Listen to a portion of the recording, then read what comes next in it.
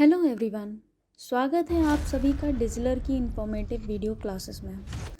आज की वीडियो में हम बात करेंगे सीरियन सिविल वॉर के बारे में, जिसमें हम जानेंगे सीरियन सिविल वॉर क्या था, इसमें कौन कौन से देश शामिल थे और क्या क्या घटनाएं हुई।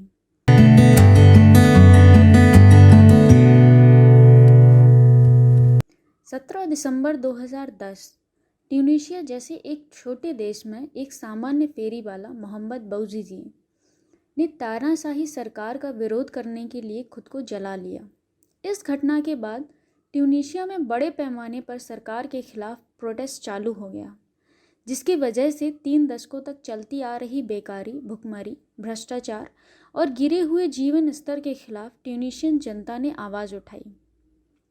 जनता में बढ़ता रोष देखते हुए लंबे समय तक प्रेसिडेंट रहे बेन अली ने 14 जनवरी 2011 में पद त्याग कर दिया और ट्यूनीशिया में संपूर्ण लोकशाही व्यवस्था का निर्माण हुआ। इस घटना के बाद धीरे धीरे इजिप्ट, लीबिया, यमन, सीरिया और पूरे अरब जगत में एक ऐसी क्रांति शुरू हुई जिसे आज अरब स्प्रिंग या अरब विद्रोह के नाम से जाना जाता है। इस क्रांति की लहर ने इजिप्ट में हुस्न मुबारक की सरकार, लीबिया में मोहम्मद गद्दाफी की सरकार को गिराया और अब यह लहर सीरिया की तरफ आ गई थी। अप्रैल 2011 में सीरियाई जनता ने पीसफुल तरीके से तत्कालीन सरकार, जिसका नेतृत्व असर अल असद कर रहे थे, उसके खिलाफ प्रदर्शन करना शुरू किया था।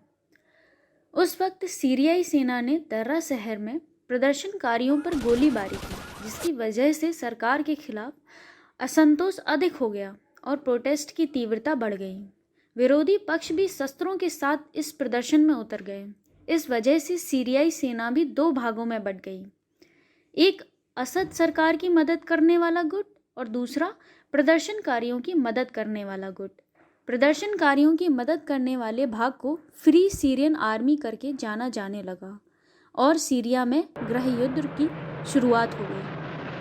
इस फ्री सीरियन आर्मी जो रेबल्स बन चुके थे, उन्हें पूरी दुनिया की एक्सट्रीमिस्ट से मदद मिलने लगी। प्रेसिडेंट असद ने इस पूरी घटना को विदेशी समर्थित आतंकवाद मान के उसे कुचलने की कसम खाई। यह एक सोची समझी चाल थी, जिससे वो यह साबित करना चाहते थे कि रेबल्स और बाहरी आतंकवादियों का यह गठबंधन एक कट्टरवाद है।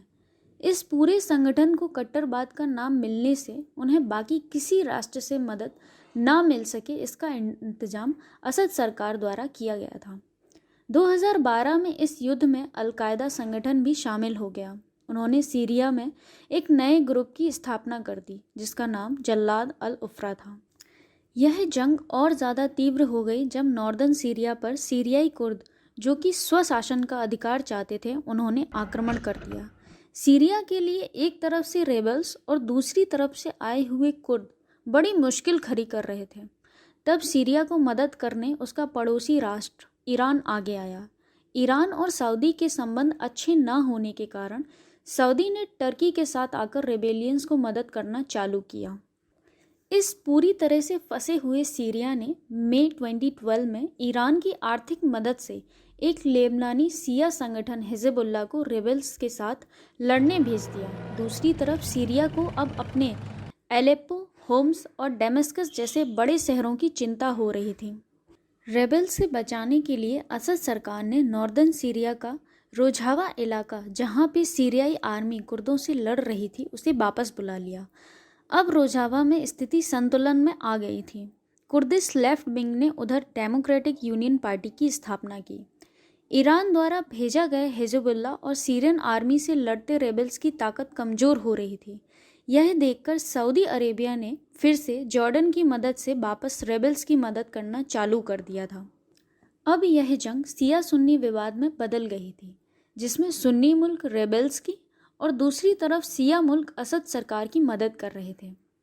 2013 में अमेरिका इस संघर्ष में आते हुए रेबल्स को मदद करने लगा।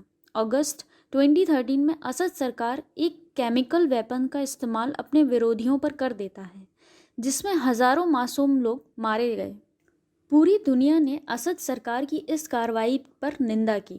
इस केमिकल वेपन के इस्तेमाल की वजह से अमेरिका सीरिया पर हमला करने वाला था, तभी रसिया सीरिया की मदद करने आ गया। इसी माहौल में फरवरी 2014 में इस्लामिक स्टेट से जुड़ा हुआ एक गुट इस जंग में शामिल हो गया, जिसका नाम था Islamic state of Iraq and Syria.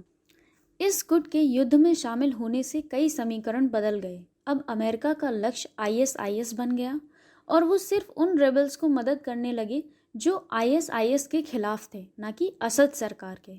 Turkey ने भी कुर्दों के खिलाफ जंग छेड़ दी क्योंकि उन्होंने टर्की के सीमाई हिस्सों पर कब्जा कर लिया। सितंबर 2050 में रसिया ने असद सरकार के साथ आकर ISIS को हराने का कारण देते हुए सीरिया में युद्ध चालू किया, लेकिन वो उन रेबल्स को टारगेट कर रहे थे जिनकी मदद अमेरिका कर रहा था। 2016 में अमेरिका के प्रेसिडेंट डोनाल्ड ट्रंप बने और उन्होंने इस जंग से दूरी बनाना चालू कर दिया, जिसकी वजह से अमेरिका में बहुत सी फौजें सीरिया से बाहर आ गई थीं। इस संधि का इस्तेमाल करके सीरिया ने ईरान और रसिया की मदद से रेबल्स पर जोरदार हमला बोल दिया और उनका सबसे बड़ा किला एलेप्पो शहर जीत लिया। लेकिन साल 2017 में असद सरकार ने फिर से केमिकल वेपन्स का इस्तेमाल किया, जिससे बाहर हुई अमेरिका फिर से जंग में आ गई। अमेरिकन सरकार ने असद सरकार के मिलिट्री बेसिस और केमिकल वेपन्स के ठिकानों पर मिसाइल फायर करके उन्हें ख़त्म करने की कोशिश की।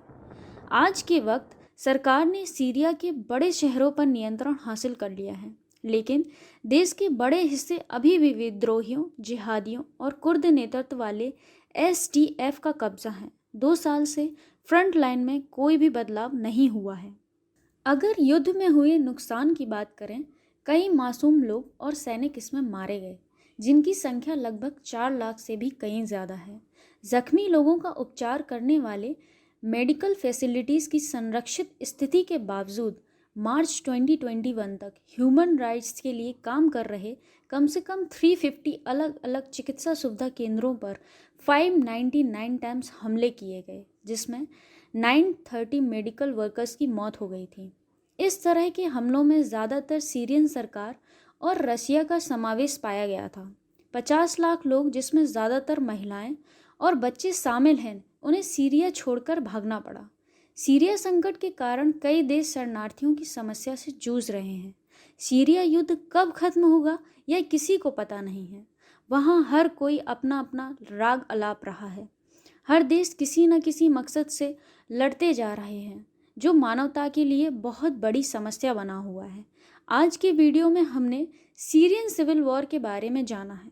आई होप आज की वीडियो में आपको काफ़ी कुछ नया जानने को मिला होगा। अगर आपको हमारा वीडियो पसंद आया हो तो please do like, subscribe and share.